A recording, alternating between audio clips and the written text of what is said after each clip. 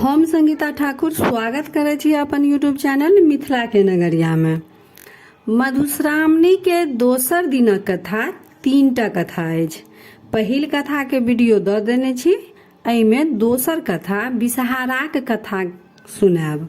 पहिल कथा के लिंक डिस्क्रिप्शन में देल अछि, ओतऽ जाकर सुनि सकै छी। तऽ चलू आब मधुश्रावणी के दोसर दिनक कथा के दोसर कथा विषहाराक कथा सुनू। अगर चैनल पर नया छी तऽ चैनल के सब्सक्राइब जरूर कर लेब, कियाकि आगू के और जतेक कथा अछि से अपलोड करब हम तऽ अहाँ सब लग नोटिफिकेशन चलि जायत। कद्रू नामक स्त्री से कश्यप मुनि के 1000 सर्प संतान भेलनि। ओ संपूर्ण संसार में पसरि गेल। ओ सब बड़ उत्पाती छल। ओ लोक सब के डसऽ लागल। लोक सब अंधुन मरऽ लागल। ई देख कऽ ब्रह्मा चिंतित भेला जे यदि साँप एना करत तऽ हमर सृष्टिए समाप्त भऽ जायत।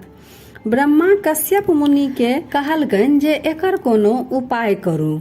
कश्यप मुनि साँपक विष झाड़बाक मंत्र बनौलथि। ओ मन सँ तपस्या कऽ विषहाराक सृष्टि केलथि। तैं ओ मनसा देवी कहलथि। किछु पैघ भेला पर ओ महादेव लग कैलाश चलि गेली। ओतऽ बहुत तपस्या केला पर महादेव प्रसन्न भऽ हुनका ज्ञान आ मंत्र देलनि आ पुष्कर क्षेत्र जाकऽ तपस्या करबाक सुझाव देलनि। ओतऽ 3 युग धरि श्री कृष्णक तपस्या केला पर सिद्ध भऽ गेली। एतऽ ओ सिद्ध योगिनी कहलथि।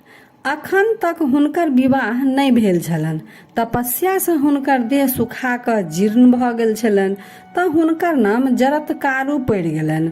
तखन हुनका जरत्कारुए नामक एकटा बूढ़ तपस्वी ब्राह्मण सँ विवाह भेलनि। ताहि सँ हुनका आस्तिक नामक पुत्र भेलनि। राजा जन्मेजयक प्रसिद्ध सर्प यज्ञ में अनेक सर्प मारल गेल, किंतु सब साँप के आस्तिक मुनि अपन प्रभाव सँ बचा लेलनि।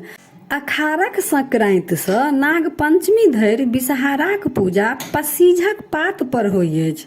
विषहारा पूजा केला सँ लोक के धन धान्यक वृद्धि होइत अछि आ साँपक डर नहि रहैत अछि। 12 नाम सँ विषहर विख्यात छथि। पहिल नाम छनि जगदगौरी, दोसर मनसा, तेसर जरत्कारु, 4म वैष्णवी, 5म सिद्धयोगिनी, 6ठम नागेश्वरी, 7म शैवी, 8म जरत्कारु प्रिया, 9म छनि नागभागिनी, 10म छनि आस्तिक माता, 11म छनि विषहरा आ 12म नाम छनि महाज्ञान युता। ई 12 नाम लैत रहला सँ लोक के अपना आ ओकर संतान के सर्प दंशक भय नहि रहै अछि। ई 12 नाम पढ़ला सँ साँप भागि जाइ अछि। तऽ यह रहा दोसर दिनक कथा विषहाराक कथा। अगर वीडियो नीक लागल तऽ लाइक शेयर सब्सक्राइब कऽ कऽ मैथिली भाषा के सपोर्ट जरूर करब। आ मंगला गौरी के कथा फेर हम अगला वीडियो में दऽ रहल छी। तऽ फेर उपस्थित होइ छी एकटा नया वीडियो के संग। ताबे तक जय मिथिला, जय मैथिली।